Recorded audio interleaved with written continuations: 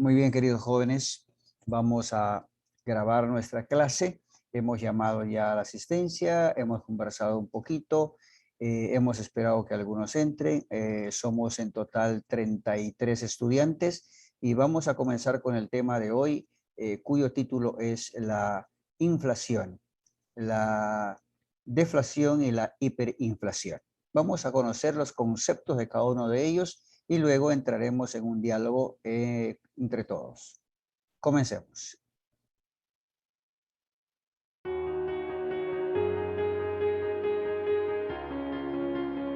Hola, bienvenidos a esta cápsula informativa. Hoy te enseñaré qué es una deflación, inflación e hiperinflación. Bueno, empecemos. ¿Qué es la deflación? Es una caída general y prolongada de los precios en los bienes y servicios. Las principales causas para que se produzca una deflación son: exceso de la oferta, es cuando existe una sobreproducción de bienes en el mercado. Esto significa que hay una mayor cantidad de bienes de las que se consume usualmente. Insuficiencia de la demanda. Se da cuando la intención de compra de los consumidores es más baja de lo normal. Esto causa una disminución en el precio de los bienes por parte de los productores. Pero, ¿qué podría hacer una economía en esta situación? Entre otras herramientas utilizadas están inyectar dinero en la economía, reduciendo la tasa de interés, y aumentar el gasto público, con el fin de estimular al consumo. Ahora veremos la inflación. ¿Qué es la inflación? Es el aumento sostenido y generalizado de los precios en los bienes y servicios a lo largo del tiempo. Esto da como resultado que nuestro dinero pierda valor adquisitivo. Pero ¿sabías que existen varios tipos de inflación? Entre los más recurrentes están la inflación monetaria, la cual se produce cuando la cantidad de dinero en una economía crece más que la cantidad requerida dentro de un país o región. Inflación real o importada. Se suben los precios en dólares de los productos que forman parte de nuestra canasta familiar y que los compramos de otros países, subirán también los precios internos. La inflación por el déficit fiscal. Esta se da cuando el gobierno gasta más de lo que percibe de ingresos y para cubrir estos gastos imprime más dinero. La inflación de costos, la cual se da cuando las materias primas aumentan sus precios, causando un aumento en el precio del bien final.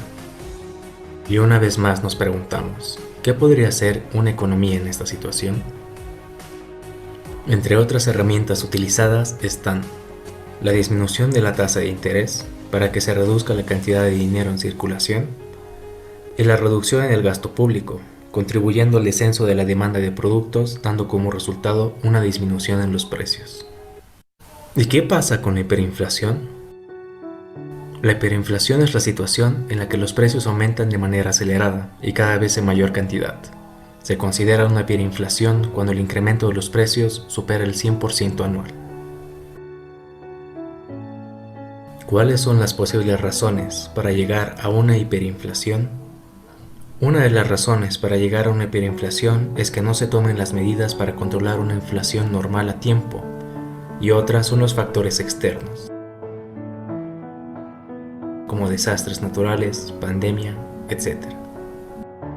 Y para finalizar, ¿sabías tú que hubo un hecho económico histórico grande en Bolivia?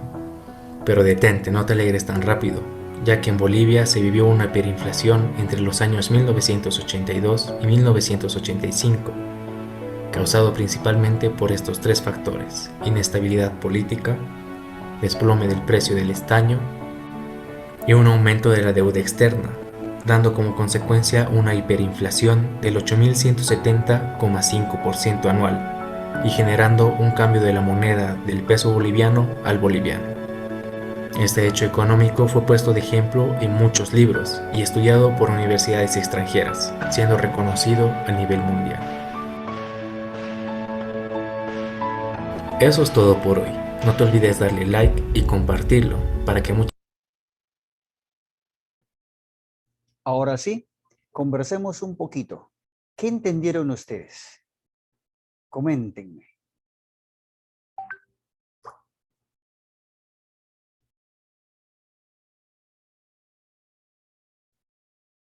¿Nadie me va a comentar nada? ¿Lo doy por supuesto?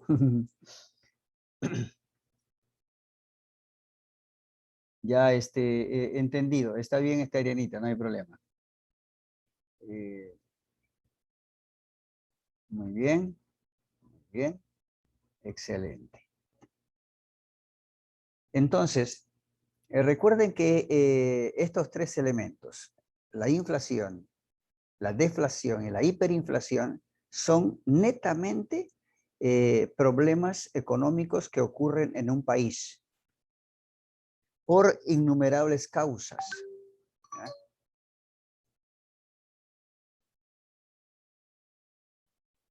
Entonces,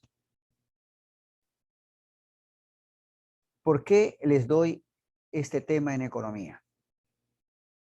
Porque este es un tema tan actual, tan cotidiano, que en el Perú estamos pasando por una realidad como esta.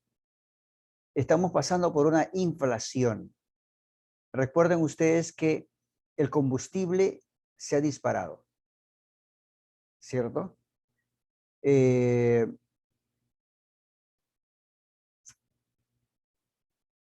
Todos los procesos económicos se han detenido durante 2 años a causa de la pandemia. Muchas empresas han cerrado, no ha habido producción o se ha reducido la producción. Y como se ha reducido la producción, entonces el precio de estos productos reducidos ha aumentado. En consecuencia, el dinero de un sueldo común de un trabajador ya no alcanza para comprar lo mismo que hasta antes de la pandemia consumía. Entonces, hay una inflación que está a punto de convertirse en hiperinflación. Entonces, el gobierno parece que ha tomado un poco de conciencia y ha dejado un poco la payasada política y ha empezado a tomar en serio las cosas, ¿verdad?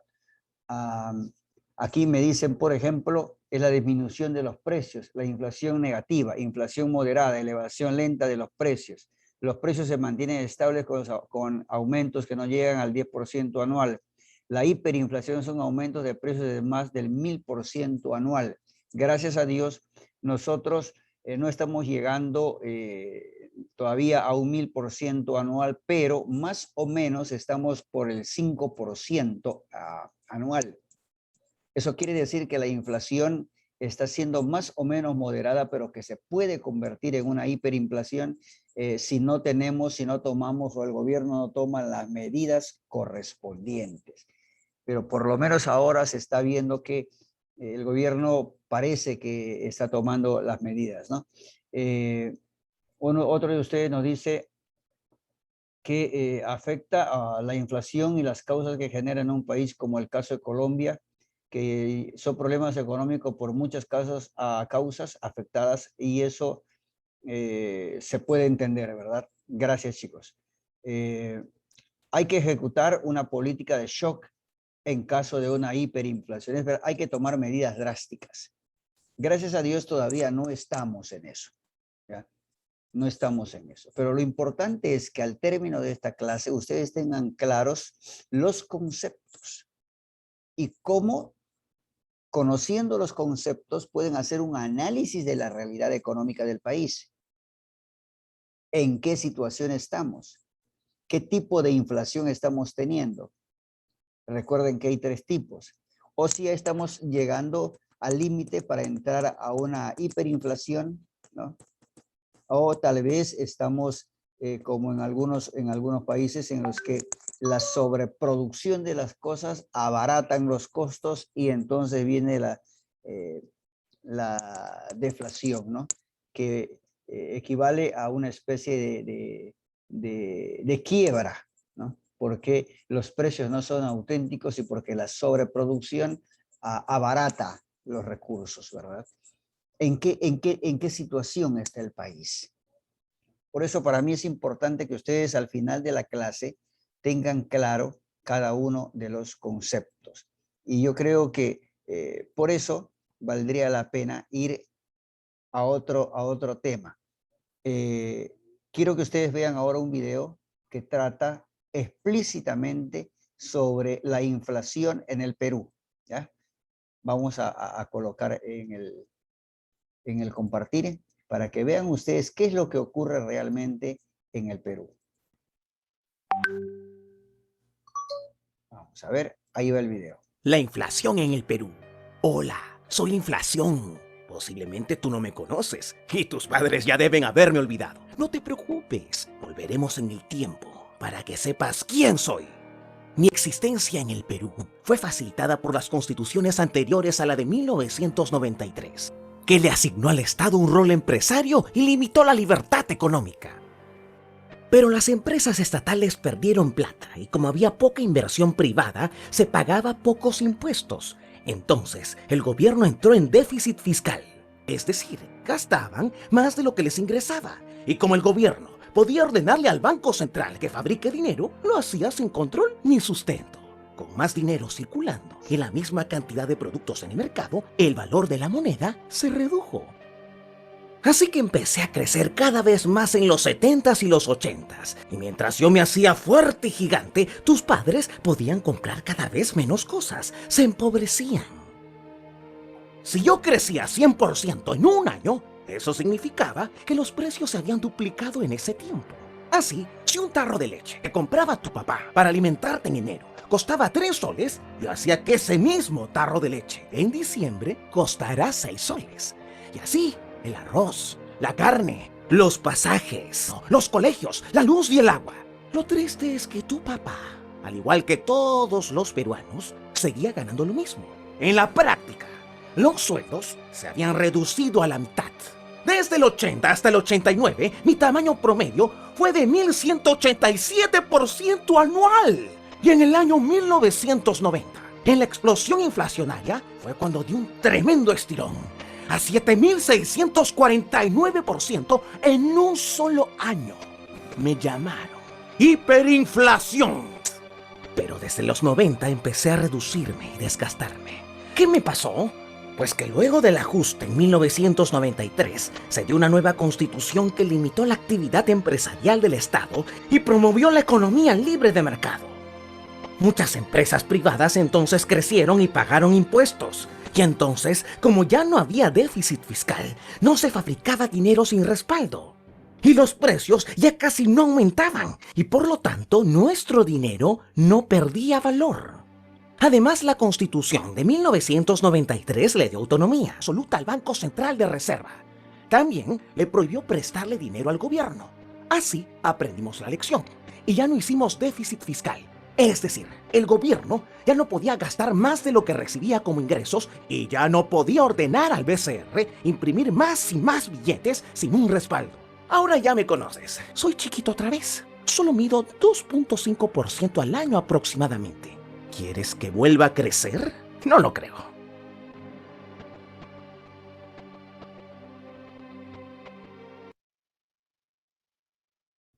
Creo que con esto dejo clarísima la idea, ¿no? Espero que les haya gustado este video porque me ha costado encontrarlo. Ya, más claro que eso ya no se puede explicar, ¿no es cierto? En qué consiste la inflación, en qué consiste la hiperinflación, ¿no? Y habría que ahora asumir la responsabilidad como jóvenes y como futuros votantes en el Perú, que ustedes sepan realmente cuál es la realidad económica de su país ahora. Conociendo eso, ustedes van a ser capaces de emitir un juicio crítico, libre, voluntario, responsable, ante la emisión de un voto, para que así sepan ustedes a quién elegir y no cometer la misma burrada que hemos cometido en las últimas elecciones, ¿no? Así que está en sus manos el futuro del Perú. Como les digo, yo a ustedes los quiero mucho y mi forma de educar dista mucho de la educación tradicional en la que yo les enseño para que aprueben un curso, ¿no? Yo les quiero enseñar para su vida, yo les quiero enseñar para que ustedes asuman el reto en el futuro. Sé que nos vamos a extrañar porque yo tampoco voy a estar en el colegio porque yo me voy a ir con ustedes, pero creo que va a valer la pena darles en este año, que es el último que me dedico a la educación, darles todo lo que tengo, enseñarles bien para que ustedes a futuro, cuando ya de aquí a corto plazo, Yupanqui ya no me quiera y se case con otro, y entonces cuando Fabiano se case con una chica y entonces le diga a sus hijos posteriormente, yo tenía un viejito pelado que me enseñó esto, le lleven un ramito de flores, aunque sea de plástico, ahí a la tumba del profesor Wagner, ¿no? Y claro, si lleva un escudo de la Alianza Lima, yo resucito, por supuesto, ¿no? Así que con tranquilidad, ¿ya? Quiero que al final ustedes hagan una reflexión de lo que se les está dando.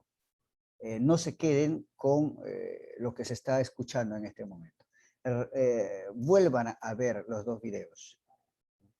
Identifiquen lo que está ocurriendo en el país.